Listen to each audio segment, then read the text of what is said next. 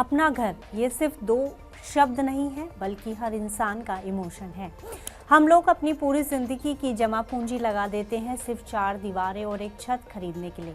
लेकिन क्या आपने कभी सोचा है कि जिस घर को आप अपनी खुशियों के लिए खरीद रहे हैं वही घर कहीं आपकी रातों की नींद तो नहीं उड़ा रहा? क्योंकि अक्सर लोग चमचमाते फ्लैट को देखकर दिल हार बैठते हैं और फिर बैंक से भारी भरकम लोन उठाकर उस सपने को पूरा भी कर लेते हैं। लेकिन फिर शुरू हो जाती है 25 साल की EMI वाली गुलामी, जिसके बाद सैलरी आते ही पहले बैंक ले जाता है और आपकी जेब में बचती है सिर्फ चिल्लर।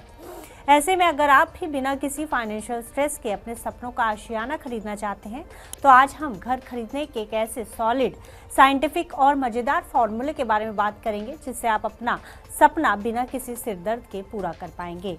क्या है ये फॉर्मूला और कैसे काम करता है, आइए जानते हैं इस वीडियो में। नमस्कार, मेरा नाम है गुंजन मित्तल और आप देख रहे हैं TV9 भारतवर्ष।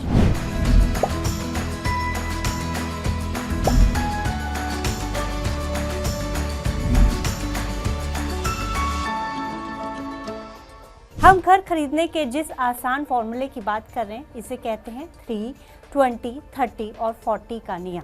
अब इस नियम को अप्लाई कैसे करना है वो जानते हैं। दरअसल ये 4 सिंपल नंबर्स का एक ऐसा कॉम्बिनेशन है जिसे अगर आपने घर खरीदने से पहले फॉलो कर लिया तो यकीन मानिए आपके घर लेने की सिरदर्दी तो आधी रह जाएगी।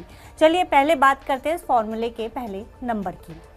इस फॉर्मूले में सबसे पहला नंबर है 3, जो जुड़ी है आपकी सालाना कमाई से। यानी इसका सीधा नियम है कि आपके घर की कुल कीमत आपकी सालाना कमाई के 3 गुना से ज़्यादा नहीं होना चाहिए।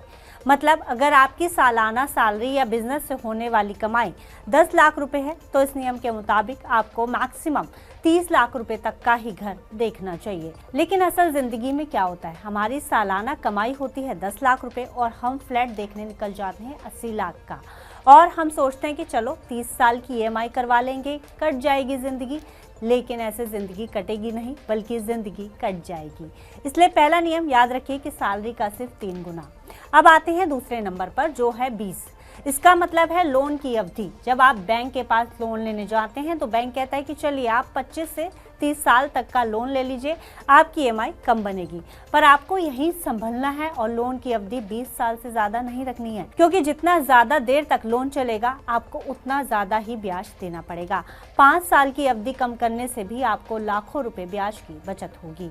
अब तीसरा नंबर है 30। ये नंबर इस फॉर्मूले का सबसे ज़रूरी नंबर है। आप जब भी अपने लोन की EMI बनवाते हैं तो उसे अपनी मंथली सैलरी के 30% से ज़्यादा मत रखिए। मान लीजिए आपकी सैलरी मंथली है 60,000 रुपये महीना, तो उसे 18,000 तक ही रखने की कोशिश कीजिए, क्योंकि बाकी बचा पैसा आपके घर के खर्च, बच्चों की पढ़ाई, माता पिता की दवाइयाँ और आपके भविष्य की इन्वेस्टमेंट के लिए बचाना बेहद ज़रूरी है।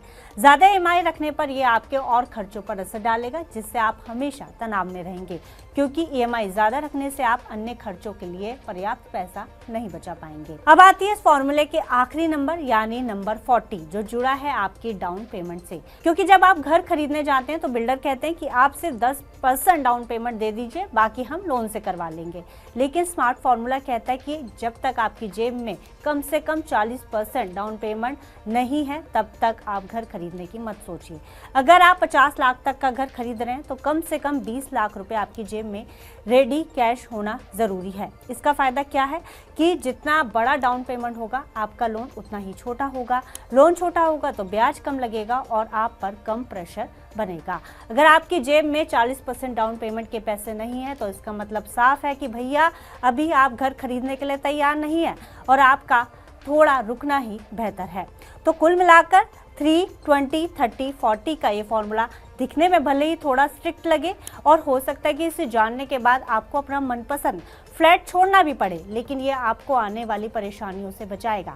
घर वो अच्छा है जिसमें रहने के बाद आपको चैन की नींद आए, ना कि वो जिसकी EMI चुकाने के चक्कर में आपकी भूख प्यास तक उड़ जाए।